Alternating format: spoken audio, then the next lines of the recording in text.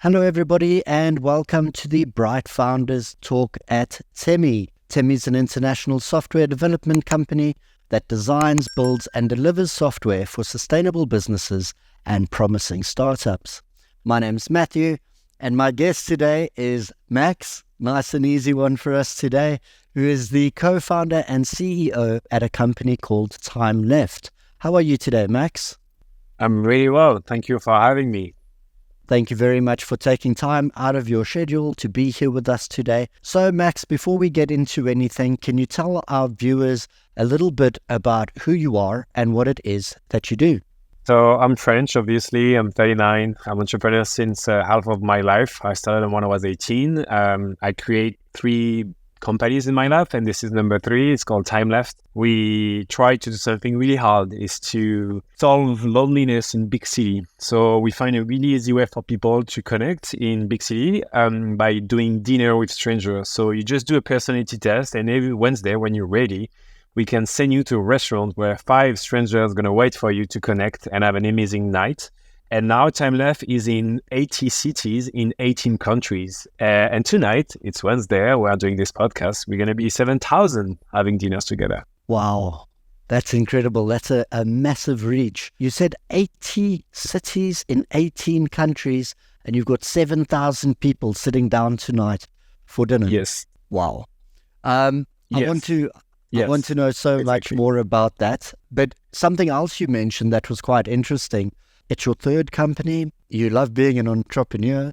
Can you tell us a little bit about your journey? How did you know this is what you wanted to do with your life? Build companies, be an entrepreneur. Where was your spirit born? There was this question like, do we become entrepreneur or you get born entrepreneur? I truly believe you become entrepreneur. So I just started to do some stuff when I was more young. Actually, my first dream was to be a basketball player. But when I reached 18, I just quickly realized I'm not going to be Michael Jordan. So I switched to something different.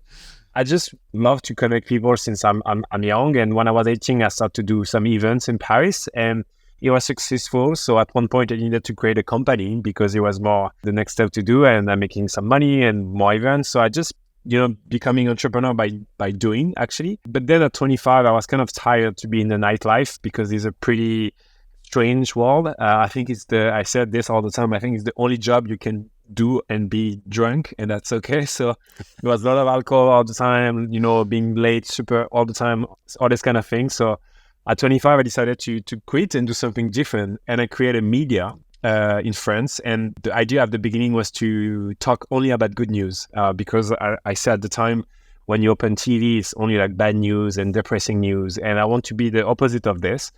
Funny, the talk is like about bright founder. Me was about bright news. I did that for 10 years. I became the biggest media in France with 18 million followers. It was 90 employees at the end, and I started to do national TV. So funny enough, I started the idea to be against the TV, and at the end, I got buoyed by the TV.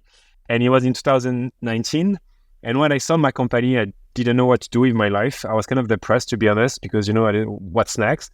So I make 100 coffee with 100 strangers, and it gave me a new perspective in life. And it gave me this idea of create a list of 100 dreams. And it took 2 years to achieve all these dreams. And it came this idea of Timeleft. At the beginning, we wanted to connect people with the same dream. Didn't really work. Then we pivot. And after 3 years of trying, now we have this new idea who is working now really well. That's fantastic. That's really, really cool. It sounds like the things that you've been involved in, the companies that you've touched and created have had a good trajectory. What do you attribute that to? Do you think it's your personality? Is it the way you think? What is the thing that is helping these companies to grow like this? First thing that comes to my mind is like my last company was for 10 years. Timeleft is 4 years already. So it's not an overnight success. So I think what I say sometimes is like there is nothing stronger than the little hope who don't give up. And I think one of the key things I think successful entrepreneurs have is resilience and pugnacity, so to keep trying. I think if you keep trying a little more, you're going to find something. And sadly, you stop trying when you don't have any money or you're like lack of motivation. But that's my first thing come to my mind. And the second thing, I was lucky to be in good position in the market. So I started, the media just two years before social media, and Facebook, start to be like a really big thing. I just surfed this wave. I launched Timeleft 3 years ago and it was not really successful. And I pivot and suddenly I'm in the middle of something with the loneliness and the need of human connection. So I think it's both, like to be having an amazing resilience and to be in the good place at the good moment. Okay, that's fantastic. I like that. So you had this idea and you've had previous successes, and you obviously have to have the right kind of people around you. So you've got your title up as the co-founder and CEO. Can you tell us about some of the people that you work with? How did you build those connections? How does that help you with your growth? I started this business, Timeleft, with actually my ex-marketing director from my last company. And I said to him, like 4 years ago, I said, man, if I launch something, you will be the first to know. I keep my promise. He was the first to know and he was the first to say yes. But then we have some people along the way for the first 3 years, but nothing was really working. The first 3 ideas was not taking off. So we fire people because, like there is no business model, no market fit. And then when you find your market fit, then that's why you can start to scale. So we are only 3 people in the company on the 1st of January this year. And so, like almost 5 months later, we are like 23. So we hire 1 person per week now. I don't know, you just put yourself out there. We are lucky also to have a B2C company. So now we have, 500,000 users in 4 months. So we have a lot of people who heard about it. So it's more easy, of course. As soon as we do like a job ads on LinkedIn, for example, we receive like 200 applications per day. So we are kind of lucky on this side of the thing. And these jobs that are going, are a lot of them remote? Do they work in an office? Do you have a location? I tried the 100% remote at the beginning and it didn't work. My belief now is, and what I believe is at the early stage of a company, when you're like trying to go from 0 to 1 and you need to iterate, you need to pivot, you need to change, you need to hustle a lot. I think it's really key to have the people around you. So I went back to Paris. I was out of Paris for the last 4 years. Now I'm back to Paris and I create the team here in Paris. So we are 12 in Paris and most of my executive team are next to me because we really need to be close to each other, I think. I think the remote team can be good in some position and can be good as soon as you have a really stable company.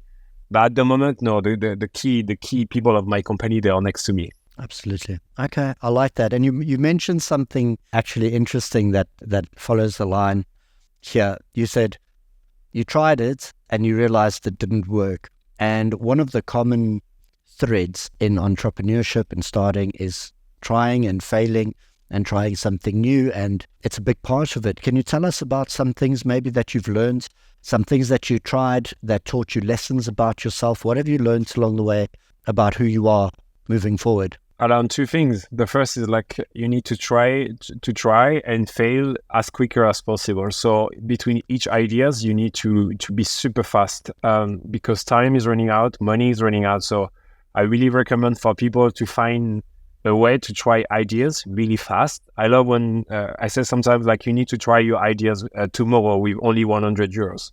Don't overcomplicate it. Just try to do something simple. You try, you fail, you try, you fail. So because if you try once per month, then in 1 year, you're going to try 12 times. But if you try something new every week, at the end of the year, you're going to have 50 chances to find something. That's my first learnings. The second one is in the really early stage when you start, trust your intuition. If you don't feel like it, don't push it. Just don't try to find data about it or find more user or whatever. If you don't feel it, if you don't like it, and even more than that, I recommend if you don't use your own product and you don't love to talk about it, just stop. Just find something else. I like that. Talking about using your own product, are you going out tonight? Are you going to be at one of the dinners? I'm going out tonight and I'm doing tonight my dinner on 52 incognito. Most of the time I succeed to stay incognito, but I love it so much for many reasons. The first one is I truly see we are doing great in this world. We are making a change in people's life and it gives me so much joy. And the third one is it's amazing to be able to see your own product within the inside of it. So, I go to Timeleft and I say, hey, why are you here? What are you looking for? And sometimes people say, they talk about the brands, they talk about me even sometimes. So at the end, I say who I am, but I don't say it at the beginning because if I say it at the beginning, they ask me so many questions. Yeah, but that's an amazing, like a luck. I'm so lucky to be able to try my own project. That is so cool. So you actually, you've had 52 opportunities to get an authentic experience from your own creation. It must also help you a lot with motivation and keep you going when you hear people speaking at the table and they're happy and you're hearing unfiltered comments and feedback. It must be so good for you to keep moving forward. Yeah, exactly. And most of my team, we all do this every week. We really love it. It's not how to say like a hard task. We really enjoy this moment. Who pays for dinner? The company. Okay. It's part of the benefit. We said to people like, you have a free dinner every Wednesday because I think it's important. Of course, we are 23. I think if someday we are 100, I don't know. But for now, the goal is to say to people, just go and experience what you're creating. It's a teamwork and everyone is creating what we are creating. And I think it's important for people to witness that. So I sponsor that. So it sounds like it's been great. Was it very well received in the beginning? When you came up with the idea, you sat down, you said, look, this is what I want to do. You did mention, 100 coffees with 100 people before, but when you came up with the idea of Timeleft, was it well received? What was it like getting the word out, the public response? How did it go down in the beginning? I think it's when you find your market fit, when you find something who is a good product, like the wind start to blow in the good direction and everything is easy. Everything is more easy. To get new clients is easy. When you do an advertising in online, you have amazing clicks and amazing ROI. So we started this in May 1 year ago, 25 people for the first dinner, then, then 35, then on the 70, then 80, 100. So it was just keeping growing. And it was funny because we started in Lisbon where I used to live and people say, oh, Portuguese people are so close. It's not going to work. Amazing success. Then we went to Paris 3 months after that. French people are so close. It's not going to work. Huge success. Then we went to the UK. Our UK are so strange. They don't, they are like super close also. Huge success. We're going to go in Brazil. Brazil are so friendly. They don't need that. It's not going to work. Huge success. So I think we are tackling like a huge problem. And the loneliness, the need of human connection is bigger every day because technology don't connect us anymore. It just, put us really apart from each other. That's right, yes. So you've identified this base human need for connectivity, for people to build relationships and that. And I have to ask you, obviously with everything, there are usually speed bumps, there are usually a few hiccups. Without getting into too much detail, I know when you start putting people together, there's going to be situations. How have you dealt with issues that have arrived, with speed bumps that you've met along the way? Since the beginning of the year, we connect 100,000 people in restaurant, offline meetings. So that's a really big number. But the amazing thing with Timeleft is we put people in a restaurant. So it's a group meeting. So it's not a one-on-one. It's not in the house. It's really in the public space, in the groups. So we didn't have any problem along the way. Wow. Because we are kind of protected by the restaurant itself. Of course, there is some guys who can be, annoying and stuff like that because, guys. But it's a public space and you don't have any information about the people. So you don't have the photo, you don't have photo of the girl, you don't have the numbers of the girl, you don't have the last name of the girl. So, that's pretty safe. And it's funny because I think online people can be really rude and really like bullying and stuff like that. But in the real world, people are more nicely than you think. So that's my take on this. Interestingly, you can't blag your way into it. You're not there for a hookup. It's not a dating service. This is for people who genuinely want to build connections and have some sort of stimulation mentally or fulfill that need. I think it's fantastic. At the moment, things are looking really good. Can you tell us about your trajectory without giving away company secrets? What are you looking towards for the future? We just launched Los Angeles and Miami and Canada last week. I think tonight we are opening Chicago and Austin. So we're going to keep expanding. We have 80 cities now. We're going to do 180 cities by the end of the year. So we are launching Asia, Pacific, Australia, New Zealand, Turkey, Poland. So that's on the way. We are also having some new features, amazing new features coming. That's a company secret, so I'm not going to tell what it is. Yes. And the next thing is the beauty of Timeleft is for everyone. Is for people who are 20 years old, 30 years old, 60 years old, 70 years old. Tonight we have some people who are 70 years old who are going to join a Timeleft dinner, and they're going to be together. I think the loneliness is not just for younger people, it's also for really old people and boomers and Gen X and whatever Gen you want to call them. So for now, we have mostly 25 to 45 years old. But I really want to try to find a way to reach the people who are above 50 and 60, because I truly believe they need that. So the goal is pretty simple for the end of the year: more city, bigger audience, and amazing new features. That is really cool. Good for you. Good for you. I will be keeping my eye on it.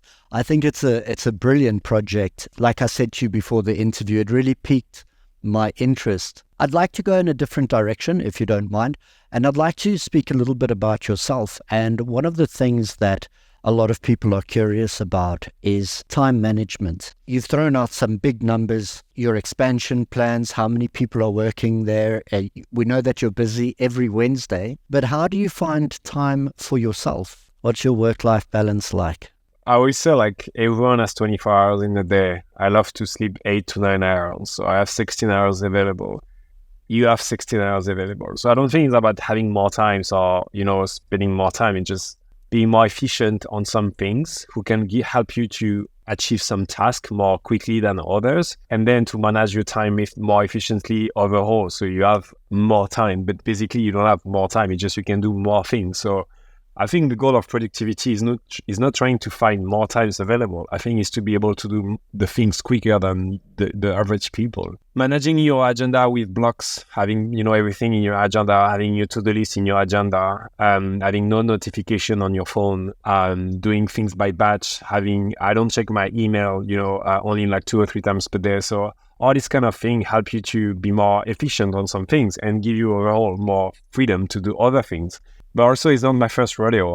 I'm almost 40 soon. I'm doing this since 20 years. I have also the luxury to, have a personal assistant for some things on my health or this kind of thing. So, yeah, that's why I do to get things. But I managed to do 1 hour of training, 1 hour of workout every day. I have an amazing girlfriend. I spend a lot of time with her. I'm off, on Thursday afternoon. I work on Sunday morning. I work on Sunday morning because I love it. But I have a good balance. But you know what? I'm going to tell you something, man. To do what I want to do, I know you can't have a balanced life. You need to have an unbalanced life. And that's part of the game. And so when I was younger, I wanted to have everything. To have time with my family and friends, to chill on the weekend, to do yoga in the morning, and to have a successful business. But that's not possible. If you want to do what we are doing at the moment, you need to have an unbalanced life. And that's part of it. So you accept it or you don't. But you can't have... I think the big lesson I learned this year is you can't have everything. You need to choose. Like, that's very honest, open words there. Thank you for sharing that. I've got one more left for you. If you could meet the younger version of yourself with things that you've done, you've got an impressive track record. It's really, really cool. And you've got a really good an energy towards you, the way that you are, the way that you speak. But I suppose the younger version of yourself might have been a little bit different. If you could meet the younger version of yourself and say, listen, mate, this is the journey we're going on. I need to give you this word of advice. What would you tell yourself? Oh, it's simple. If you allow me to see the youngest version of myself, I will absolutely avoid talking to this person because I don't want to change anything about my life. And I don't want to risk the younger version of myself to do something different who, by definition, will not end where I am. So no, man, I fucking love my life. That is brilliant. I love where I am. I love my friends. I love my company. I'm lucky. So, sometimes because we love question in Timeleft, so we ask questions during the dinners to break the ice and stuff. So I love question. I think it's an amazing way to connect with people. And this question about regrets, like what do you regret in your life? And some people have such a quick answer. They quickly know oh, this is a regret. I would love to change this. But then if you change that, then you're not where you are, and I think when you reach a point when you say everything just made me who I am now and I'm okay with it, then life become more light, I believe. I really like that. Is there anything you would like to tell our viewers and our listeners before I let you go? Where can they find you? How can they join the next dinner? So if you want to know more about me, it's simple. It's Maxime Barbier. If you don't know how to type it, just type CEO of Timeleft and you're going to find me. I'm ever on social media. I love to share what I learn. I have a newsletter. I have a podcast and stuff. Timeleft is available in 80 cities. So we are in the most city in the US, in Europe. So we are opening. We're going to be everywhere in the end of the year. So you will be able to try. And if I can say something, the first thing when you have the question come to my mind is like, no one say life is going to be a fair game. So deal with it. That will be my end closing quote. Fantastic. Max, thank you so much for your time today. You've been an absolute inspiration. Thank you for having me. I wish you all the best.